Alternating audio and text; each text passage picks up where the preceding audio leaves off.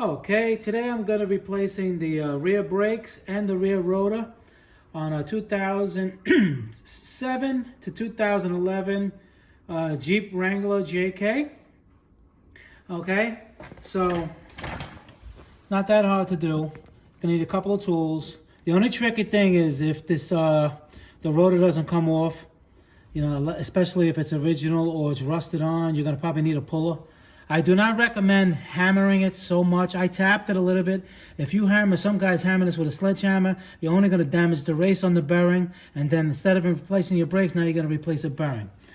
All right, so you're gonna probably need a puller if you can't get it off. You can tap it a little bit here and there, but on the case of my vehicle, I had to use a puller.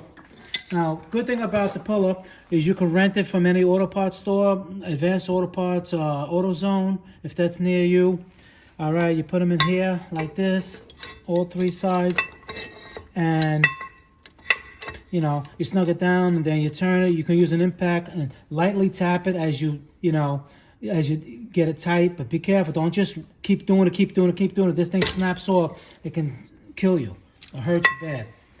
All right, so I had to use that on both of them of mine just to tap it. I do have the tool, but like I said, you can rent it for free.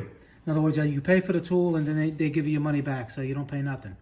All right, so, okay, so the first thing you're gonna do is take off the caliper. There's 13mm bolt on the top and on the bottom. Of course, I got everything off, so it's nice and easy, and you get the idea. You don't wanna watch me turning screws. Okay, there's two of these. This slips off.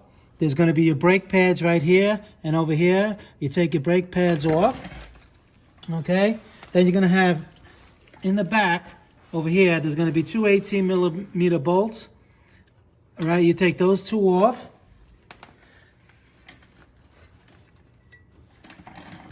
As a matter of fact, I have one still in here.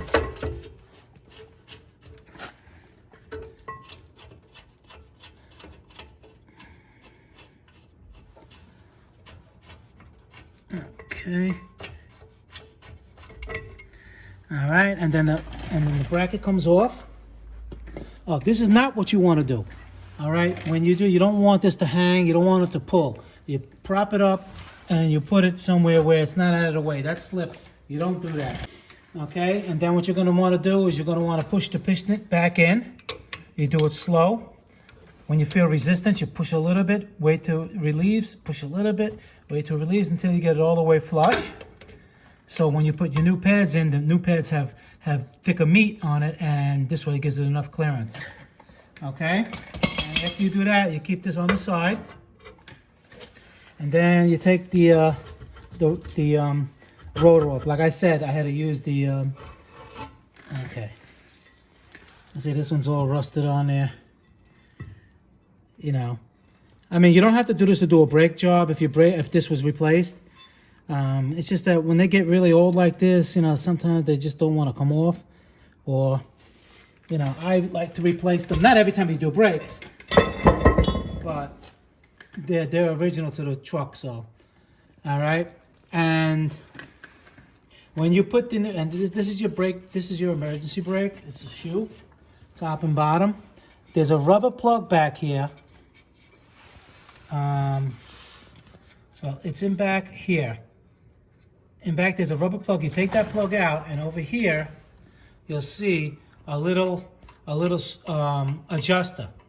All right, you leave that alone right now, but when you put the rotor on, the new rotor on, you're gonna wanna adjust this a little bit. You're gonna have to have the wheels off the ground so you can turn this to see if it's not binding. All right, and then once you can't turn it no more, you back it out just a little bit so you can turn it. A little slight drag is okay, a little bit. Not too much of a drag, you'll burn them out.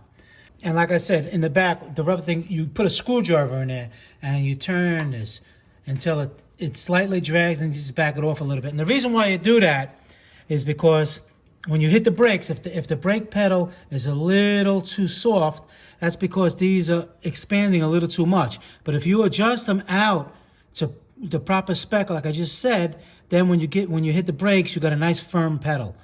Let's say if you even bled the brakes, which I like doing, I like to change all the fluid in the brakes every 3 years is good, because It builds up sediment, heat, and everything like that, oxidation. It's just good to bleed the brakes. I can show that in another video. All right. So, and then when this has almost no play, just enough, then when you hit the brakes, you have a nice firm pedal. And sometimes people would think that they bleed the brakes with new brake fluid, and you still has a long travel, and that can be because these are not adjusted. All right. So that comes out. You clean them up with carburetor cleaner, everything up, make it nice. And what you want to do is this surface is important. You don't want any rust on here, so when you have a clunk of rust here, and when you put the rotor on it may be cocked to the side, and you don't want that. You want to scrape this all off, top to bottom, all the way around, make it so nice and clean. Put grease right here on this edge, nice. You can wire brush it a little bit, get a little bit of the, or a little sandpaper. I'm gonna do that, nice and smooth. All right, it's a good idea to grease your lug nuts too, so they come off nice and easy and they don't strip. Okay, then you put the new rotor back on. Then you reverse the procedure. You put your, okay, once you put your new rotor on, what you're gonna do is you're gonna replace the brakes. I'll show you. Okay, now once you have that rotor on, that's good for that. Now you wanna take care of the cradle over here. Make sure that these slide. If they slide nice, and you don't, you can grease them up if you want, but if they slide nice, like these, they're good on both sides, that's fine. If these things are frozen, you have to loosen them up, and you have to grease them. You have to take the rust out of the pin and make sure they slide, because if it doesn't slide, the brakes, when you hit the brakes, these are not gonna move, and you're not gonna have a good grab of the brakes, and the car can pull to the side, and it's just not good. Now, these things you got to take off. They usually come with the brakes. Here's new brakes. They usually come with them. The little sliders. They're easy to take off. You just go like this. 1, 2. And pay attention to the way they go back. You see the little flange, this little thing doesn't go like this. It goes like this. And I'll show you how to do that. Take them all off. And then what you do is you want to just brush them up a little bit. And also you got to make sure that there's no built up of rust here, because when you put these sliders back on, there may not be enough clearance for the brakes, and the brakes combined. So all these things are important. Clean them up. A little sandpaper if you don't have a wire brush. Same thing here.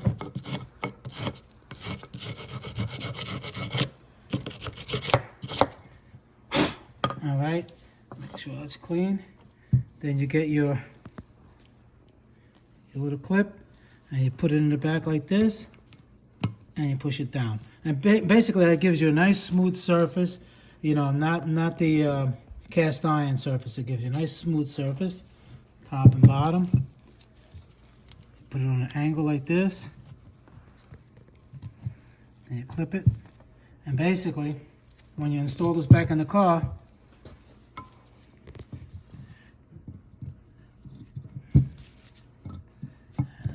this, and you see how they slide nice and easy when the piston of the caliper goes. See how it slides nice and good. You could put a little grease if you want. I don't, there's never grease on them. Maybe the grease can go into the rotors. I just don't put grease there. You do grease these. If you want, you could put a little dab of grease on them. Okay, and you do that for all 4 of them. Okay. Now, once you put the cage on, this is already done. Once you put the cage on, you put your 18 millimeter bolts. You torque them down to 50 pounds or whatever the manufacturer says.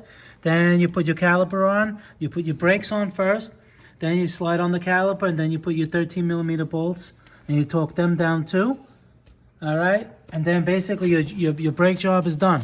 Make sure you lube over here, like I said. You lube your threads here. And that's what it's supposed to look like. All right. Make sure she's not binding anywhere. And pat yourself on the back. You did your brakes yourself. You saved yourself about $150 in labor. All right. Another quick tip on the brakes. It's an important one. is after you do the brakes, or you even get the brakes done by a mechanic, and you take the car back, even though they road test them, it's just a good idea to make sure that the brakes are not binding, you don't smell anything. I'm going to show you with the check, with the touch. It's a simple thing. 95%, 99% of the times you don't have to do anything, but it's just a precaution, because it happened to me a lot of times in the past on cars, and I thought I'd just put that tip out there for you guys. Okay, so what you do, you have to be on the highway, you want to and stop and go traffic or whatever, at least 10-15 minutes, and you want to touch, you want to feel. You don't touch the brake caliper, you touch the rim. You make sure if it's cool or slightly warm or whatever it is, that all four of them are exactly the same temperature. The fronts can be a little bit hotter than the back, but one of them shouldn't be like, you touch it, you can't touch it, because that means your brakes are dragging and you're going to have a problem. Okay? And the reason for that is when you do the brakes, when you use when you push the calipers in with the C-clamp and you're squeezing the calipers in, sometimes they don't, they won't come back out to where they were, or they won't slide evenly, or they get stuck, or whatever the case may be, and that's called the caliper seizing. And basically, it's either squeezing too tight, so when you let go of the brakes, it's not letting go. Another telltale sign is the smell. You can smell it.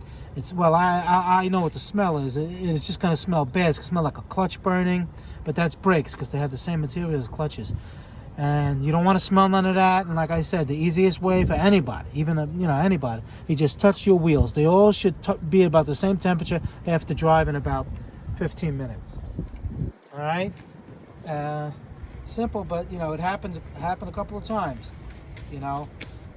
and that's it. All right, Motorcarnut 2020. I'll see you guys in the next video. Please subscribe, like the video.